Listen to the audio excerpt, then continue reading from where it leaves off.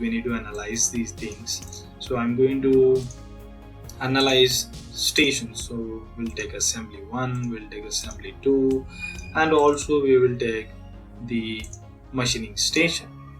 I'll just move this at the top, and then what we are going to do is we are going to take output per hour graph, and we are going to convert it to per day, and we are going to have that being assigned at this QAN54. We are going to rename this per hour today to avoid the confusion.